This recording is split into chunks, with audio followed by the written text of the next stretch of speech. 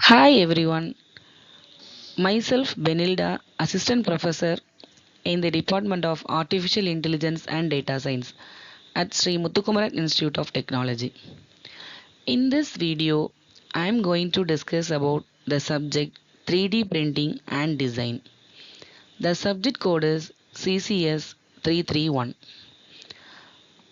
First of all, I will explain the course objectives and outcomes of 3D printing and design. This course is structured into 5 units to systematically achieve the course objectives and outcomes. The Unit 1 introduces the basic concepts of 3D printing, which help students understand the fundamentals of the technology. Unit 2 focuses on the principles and workflow of 3D printing, enabling students to understand the complete process from design to production.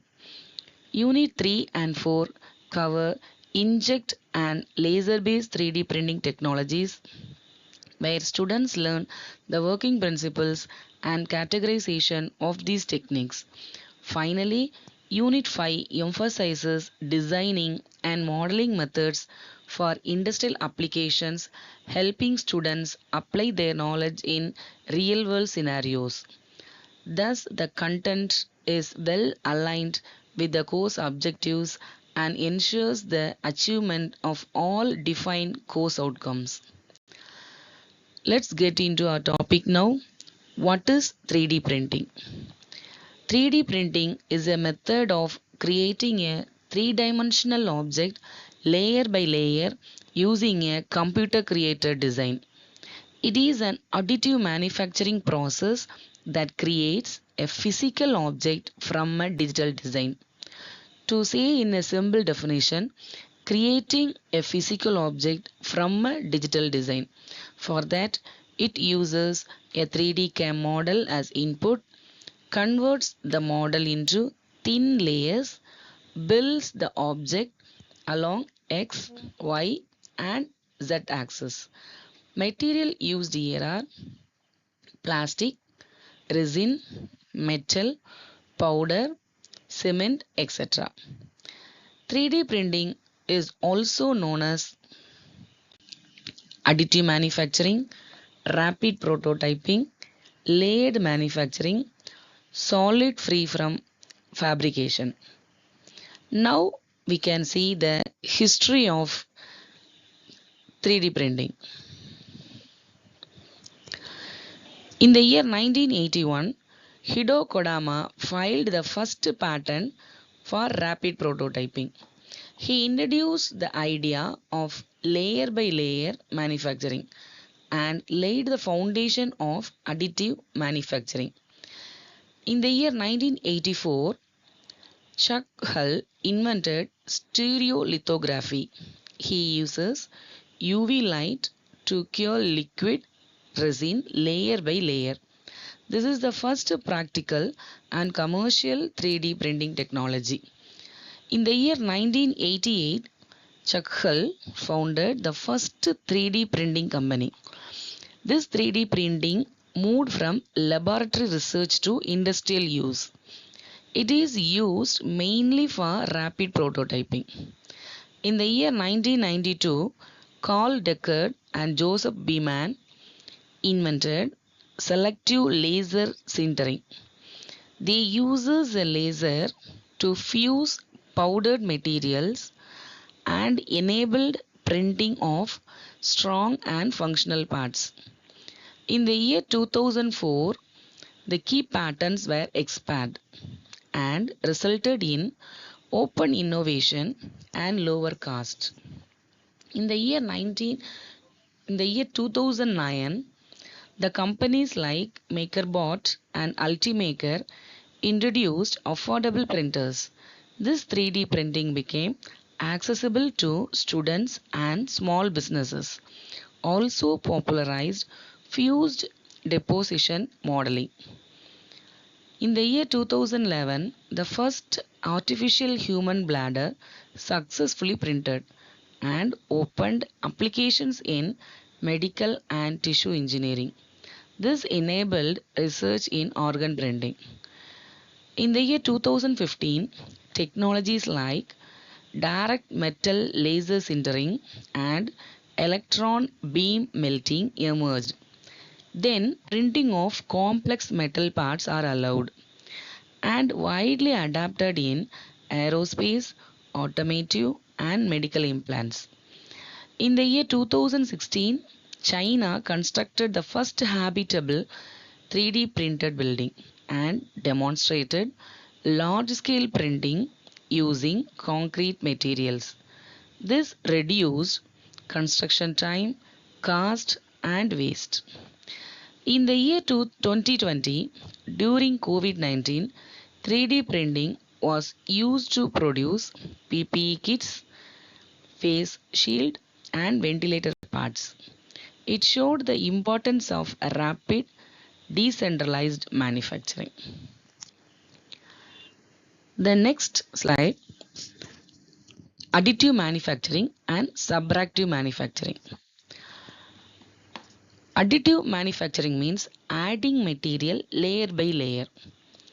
Subtractive manufacturing means material is removed from the solid block.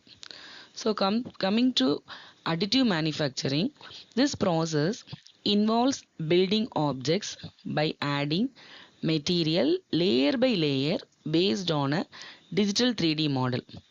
It allows for the creation of complex geometries that are difficult or impossible to achieve with traditional manufacturing methods. Coming to subtractive manufacture is the process of removing material from a larger block to create a desired shape using technique like milling, drilling, and turning. Subtractive manufacturing is a process where material is removed from the solid block or stock material to achieve the final product's desired shape. In the figure, the process of additive and subtractive manufacturing is given. See, in additive manufacturing, materials are added layer by layer and there will be less waste. In subtractive manufacturing, materials are removed from the solid block and there will be more waste. So this is about additive manufacturing and subtractive manufacturing. Next come to the process of 3D printing. Here the object is first designed using CAD software. This design represents the object in 3 dimensions as X, Y and Z. Then the completed design is saved as an STL file. STL file means stereolithography file. This STL file describes the surface geometry of the model. Next, this STL file is imported into slicing software. After that, it will be a G-code file. Now, the G-code file is sent to the 3D printer and finally the complete 3D object is formed. So, to summarize this, the object designed using CAD model, then it is saved as STL file. This STL file is converted to G-code and this G-code file is sent to the 3D printer. Finally, the physical object is formed. Now, coming to the working process of 3D printing, there are 5 steps. I will explain this using a pictorial form. So the step 1 is creating a 3D model. The 3D object is designed using CAD software like AutoCAD, SolidWorks, Fusion 360, Blender, etc. So the object is first designed using a CAD software. This model is created in X, Y, Z coordinates, that is length, width and height. For example, a vase or container model as given in the picture. As I explained previously, this designed model is exported as an STL file. This STL format represents the object using triangular surfaces. This file is the standard input for most 3D printers. Next, this STL file is loaded into slicer software like Cura, Prusa Slicer, Simplify 3D, etc.